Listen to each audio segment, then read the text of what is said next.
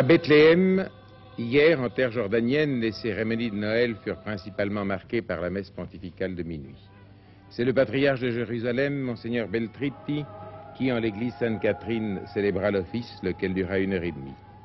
Ensuite, le patriarche devait retirer d'une niche la statuette symbolisant l'enfant Jésus et se rendre jusqu'à la crèche de l'église de la Nativité. Et là, sur cette étoile vermillon, qui, selon la tradition, figure l'endroit exact où naquit Jésus il y a environ 20 siècles, il déposa la statuette. Mesdames, Mesdemoiselles, Messieurs, bonsoir. En ce jour de Noël, le pape Paul VI, tout en évitant de citer explicitement le Vietnam et les autres points chauds de la situation internationale, les a eus constamment présents dans le cœur. Toutefois, il a voulu que Noël ne fût pas triste et que ce fût un jour d'espoir, conservant tout son caractère religieux.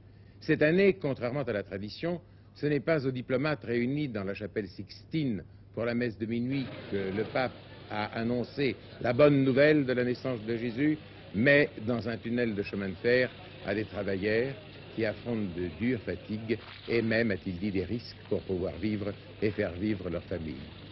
Nous ne sommes pas capables de prier, a déclaré cette nuit un mineur à Paul VI, au fond du tunnel de 3 km. Nous sommes à 600 mètres sous le rocher. C'est Paul VI qui lui a indiqué, à lui et à ses compagnons, et à tous les hommes, les mots pour prier les paroles de paix et d'espérance.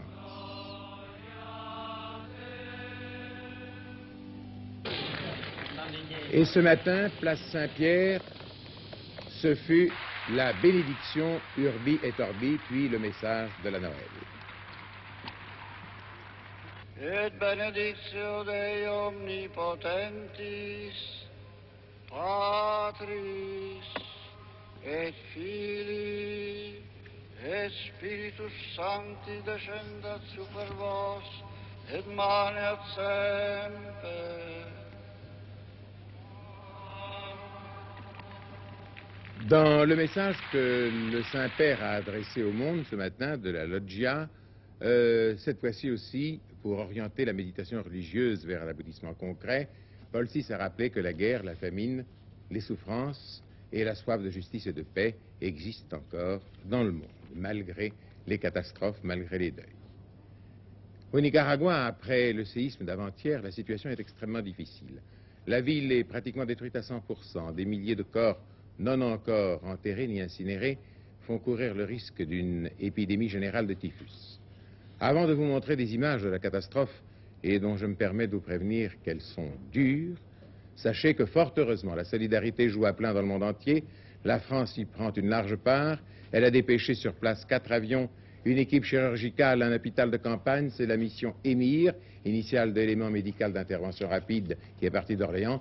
Et M. Pompidou a exprimé au Nicaragua les condoléances profondes et la sympathie du peuple français.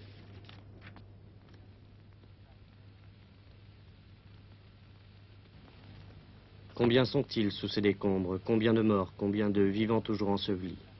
Des questions auxquelles on ne peut répondre. Et si ce soir il est toujours impossible de connaître le nombre de victimes, il semble qu'il soit moins élevé qu'on ne l'avait craint tout d'abord. Hélas, les morts se compteront quand même par milliers.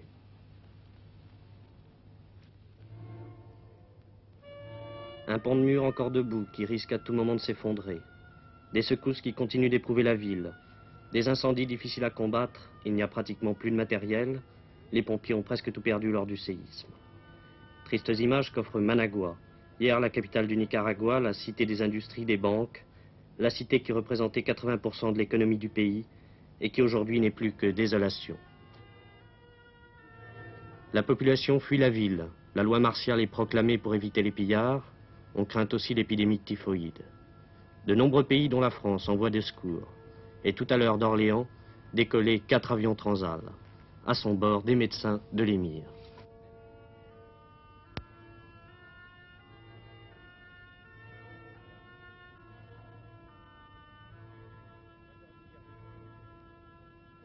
L'Émir, l'élément médical d'intervention rapide, est né en 1964. Son but, venir en aide aux victimes des grandes catastrophes.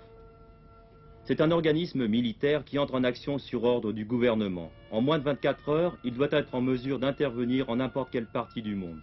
Pour cela, 4 avions se tiennent prêts à décoller en permanence. L'émir comprend une cellule chirurgicale avec 2 équipes de chirurgiens, une cellule médicale, une cellule hospitalière et, comme c'est le cas aujourd'hui au Nicaragua, une cellule de pédiatrie.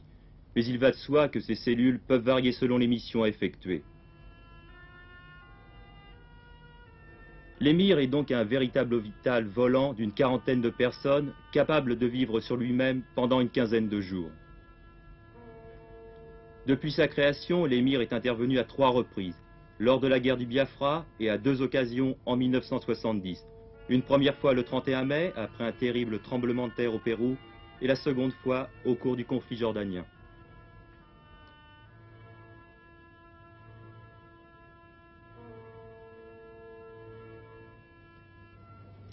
Vietnam, les États-Unis ont prolongé leur pause des bombardements au-dessus du Nord-Vietnam, annonçant à Saigon dans les milieux officiels.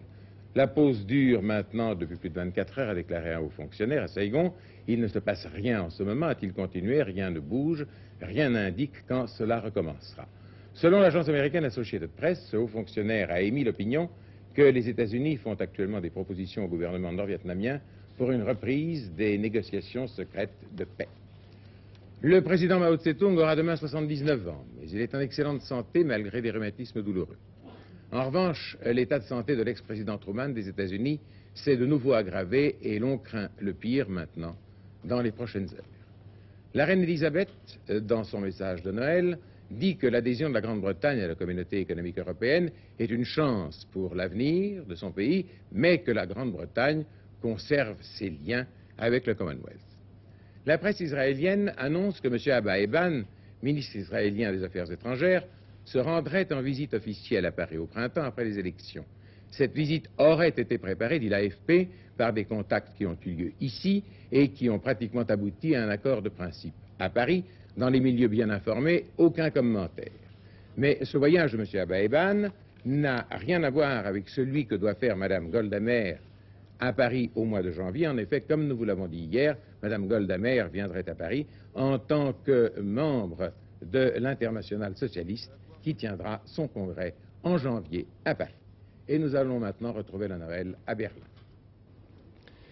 C'est un Noël sans neige que vivent cette année les Berlinois. Ici, pourtant, les températures sont de l'ordre de 0 degré. Le même climat, c'est encore l'une des rares choses que, dans leur grande majorité, les Berlinois de l'Est et de l'Ouest partagent. Côté Ouest, dans ce vaste quartier d'affaires qu'est devenu Berlin-Ouest, les Allemands, leurs derniers achats de Noël effectués, ont visité une dernière fois le Christkindlesmarkt, autrement dit le marché de l'enfant Jésus. Ici, comme dans toutes les grandes villes de l'Allemagne, la coutume veut que cette véritable fête foraine de Noël soit, avec les cérémonies religieuses, les seules manifestations publiques que s'offrent les Allemands. Le Noël germanique est resté essentiellement familial et intime. Entre les deux Berlins, le mur existe toujours. Les lieux de passage désormais familiers s'ouvrent pourtant plus facilement d'ouest en est en cette période de fête. L'on peut donc dire qu'à Berlin aussi, Noël 1972 est une fête de famille. Les formalités de passage restent assez rigoureuses. Ce sont surtout des personnes âgées qui passent le mur, les bras chargés de cadeaux. Il n'est pour l'instant pas question que les Berlinois de l'Est aient les mêmes facilités de passage dans l'autre sens. Il est encore hors de question aussi qu'une équipe de télévision puisse filmer de l'autre côté quelque retrouvailles que ce soit. Demain 26 décembre à 21h30, sur cette même première chaîne, 10 journalistes réputés de la presse écrite, parlée ou télévisée vous raconteront l'histoire de l'année au cours d'une émission spéciale présentée par 24 heures sur la Une. Ces 10 journalistes évoqueront 10 grands événements ou thèmes d'actualité qui ont marqué l'année qui s'achève.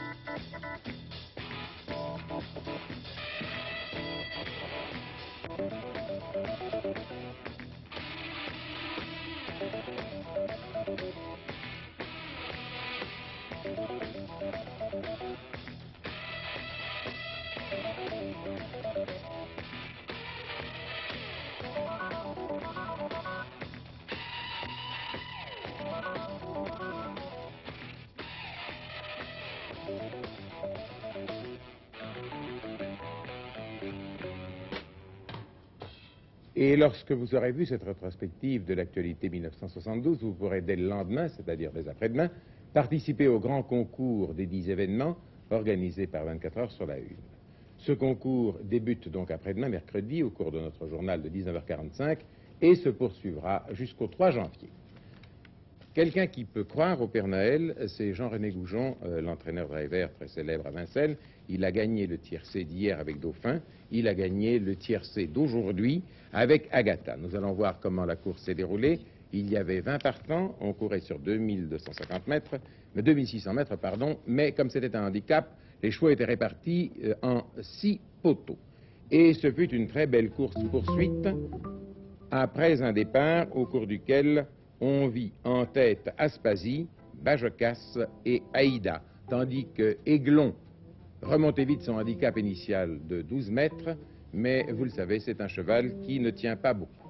Asda, Ardent 6 et Albatros 6 devaient être distancés pour allures irrégulières. Aspasie, Bajocas, Asda sont encore pour le moment en tête, 1, 2 et 3. Mais voici que, contournant tout le peloton, Agatha, qui porte un bonnet sur la tête, vient et passe comme un bolide. Regardez-la, elle vient d'entrer sur l'écran, elle traverse le peloton et hop, elle est déjà en tête. Agatha, numéro 13, conserve l'avance qu'elle a prise sur Belle d'Avril M15 et Adrénaline 14. 13, 15, 14, j'ai les rapports du pari tiercé, 193,50 pour 1 franc dans l'ordre et dans un ordre différent, 38,70. J'espère que pour votre petit Noël, vous l'avez touché d'une manière ou d'une autre. Jean Carrière, prix Goncourt 1972, a passé, lui, son Noël dans son village du Gard, Domessargues. La municipalité avait réservé, bien entendu, un accueil chaleureux à son héros, et c'est au milieu des garrigues qu'une équipe de 24 heures sur la Une a filmé Jean Carrière, l'auteur de L'Épervier de Maheu, a retrouvé pour vous une vieille légende de Noël qui remonte à l'époque des guerres de religion. Monsieur le sous-préfet, monsieur le conseiller général, mesdames, mesdemoiselles, messieurs, c'est plus que la municipalité de Domessargues qui aujourd'hui rend hommage à Jean Carrière. C'est le village. Avec quelle joie, quelle fierté, quelle émotion, nous apprenions le 20 novembre dernier que le prix Goncourt était décerné à Jean Carrière. Le 24 décembre 1703, en Cévennes, on se trouve en pleine guerre de religion. C'est la fureur, la violence et la haine. Voilà que ce fameux 24 décembre 1703, une patrouille de dragons partait à Florac. La petite troupe de dragons quitte Anduze, passe par Saint-Jean-de-Gardolinck, l'actuel Saint-Jean-du-Gard. Un coup de feu claque. Les dragons se jettent dans le fossé, il y a une embuscade, il y a une bataille, les dragons ripostent,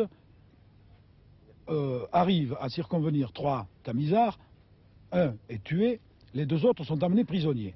Mais le soir tombe. La petite troupe doit se rendre avec les 2 prisonniers jusqu'à Florac. Elle arrive sur la camp de l'Hospitalet. Le sous-officier qui commande la brigade s'inquiète et décide de passer la nuit là, dans une bergerie abandonnée. Les hommes s'installent devant cette bergerie. Il y a là un bûcher qui a été garni pour tout l'hiver. Il y a de quoi faire du feu pendant 3 mois. On enferme les 2 camisards dans la bergerie et les hommes restent là à les garder. Et l'officier est là, en train de se chauffer, au milieu de ces hommes. Quand tout à coup, il entend une sorte de murmure qui est à la fois une plainte et une mélopée qui s'échappe de la bergerie. Intrigué, il s'approche, tend l'oreille, et là, surpris, entend les 2 hommes enfermés citer le passage de l'Évangile sur la naissance du Christ, sur la nuit de Noël. L'officier sent quelque chose de trouble en lui, se réveiller. Et il se rappelle les Noëls de son enfance. Il se rappelle la fameuse parole « Gloire à Dieu au plus haut des cieux et paix sur la terre aux hommes de bonne volonté ». Et alors là, il se passe le miracle de Noël. Le miracle de Noël qui est déjà le germe du futur écuménisme, de la future réconciliation des frères ennemis, entre protestants et catholiques. Le sous-officier s'approche et sur une impulsion venue du fond de ses entrailles, ouvre la porte. Il ouvre la porte et il s'adresse aux 2 camisards. Et il leur dit « Sortez ». Interloqués et même inquiets, les 2 camisards sortent en s'imaginant qu'on va les exécuter sur place. L'officier s'adresse à eux et leur dit « Il faut du bois pour alimenter le feu. Il y a 2 dragons qui sont là, qui se retournent, mais Le bûcher est plein. L'officier prend une espèce de colère et leur dit « Je veux que ces deux hommes aillent chercher du bois dans la forêt ». Les deux camisards, sans comprendre ce qui se passe, s'éloignent vers la forêt dans la nuit de Noël. Les dragons ont parfaitement compris que le sous-officier a rendu la liberté aux deux camisards. 260 ans après les dragonnades, nous nous trouvons ici à Domsargues, au cœur du pays qui a subi les fureurs de cette guerre. Quand je suis arrivé dans ce village, à Domsargues, en 1965, cette église que vous voyez était fermée depuis 1920. Il n'y avait plus eu de culte. Et aujourd'hui, au cœur des guerres de religion, au cœur de la terre des guerres de religion, cette église est rendue au culte des deux communautés qui tous les dimanches viennent prier ensemble. C'est le plus bel exemple d'écuménisme qu'on puisse aujourd'hui trouver. Et qui dit écuménisme dit réconciliation. Je vais maintenant vous parler d'une autre de nos émissions. Cet agent de police, cette jeune ouvrière, ces deux frères, ce pilote, vous ne les avez probablement jamais vus. Et pourtant, ils ont droit à notre admiration et même à notre reconnaissance, grâce à l'exemple qu'ils ont montré et au service qu'ils ont rendu à d'autres. C'est pourquoi 24 heures sur la Une a inscrit leur nom sur le livre d'or des Français. Cette émission de Noël de Michel Tauriac passe en direct et en public jeudi, dans 3 jours par conséquent à 21h25, depuis la maison de l'ERTF. Pierre Tchernia vous y présentera les portraits de 10 Français et Françaises, valeureux, valeureuses, choisis par nos stations régionales et par nos confrères de la presse quotidienne, parmi nos compatriotes qui ont fait particulièrement honneur à l'ensemble des Français cette année. Jeudi donc, à 21h25, le livre d'or des Français. Et nous terminerons par un autre conte de Noël, par Alicia Alonso, cette danseuse qui a retrouvé la vue il y a quelques mois, qui a participé l'autre jour au gala de l'UNICEF présidé par Madame Pompidou et qui passe quelques jours à Paris, suivie par nos caméras. Alicia Alonso. La première chose que j'ai vue, c'était les mains du médecin. Aujourd'hui, après 19 années d'obscurité presque totale, Alicia Alonso, l'une des plus grandes danseuses du monde, découvre une nouvelle fois ce qui l'entoure.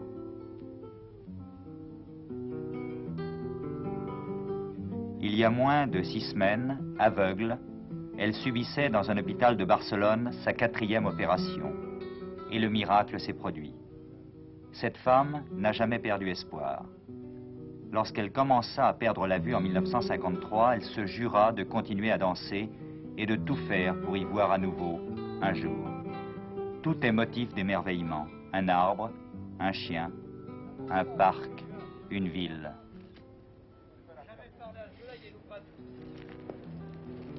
C'est bon, Nellier. Nul ne pouvait se douter que, sur scène, elle n'y voyait pas. Son dernier ballet, le Lac des Cygnes, qu'aveugle, elle dansa à Tokyo. Sur la scène, les lumières me guidaient. Elles me permettaient de réussir mes entrées et mes sorties. Dans les coulisses, il y avait des danseurs et des danseuses qui m'attendaient et qui me saisissaient quand je quittais la scène afin de m'empêcher de tomber. La dernière année fut très dure parce que je n'y voyais plus. Je ne voyais pas les visages, mais je sentais et devinais la souffrance de mes amis intimes, celle de mon mari, Fernando Alonso, ou celle de la danseuse des ballets de Cuba, Josefina Méndez de Hija. Je crois qu'il souffrait beaucoup plus que moi. C'est d'ailleurs cela qui m'a décidé à tenter l'opération, en plus du médecin. Je n'avais plus aucun plaisir à danser. Je souffrais qu'il m'arrive quelque chose. J'avais peur. Et l'on danse par plaisir et non pour souffrir, bien sûr.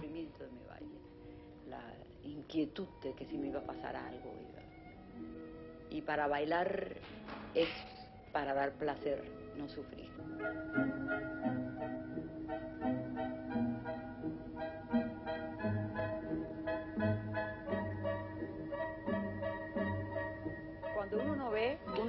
Quand on est aveugle, on croit que l'on voit parce qu'on se réfère sans arrêt à ce que l'on entend, aux parfums, aux formes.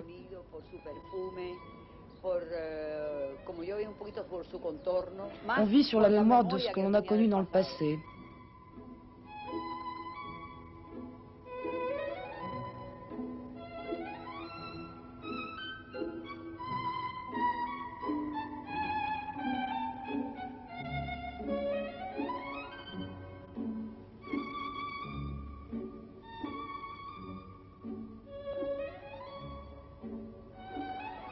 Son mari, Fernando Alonso, ne l'a jamais quittée. Il la soutenait quand son moral faiblissait, et c'est beaucoup grâce à lui qu'Alicia peut aujourd'hui voir la vie.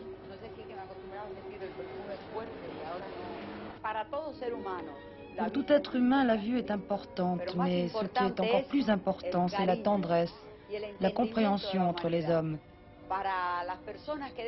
Les personnes qui ont cessé de voir n'ont pas cessé de vivre. S'ils ont quelqu'un qui les aime et s'ils parviennent à se rendre utiles, je crois que toute personne peut être utile dans la vie, qu'elle voie ou non.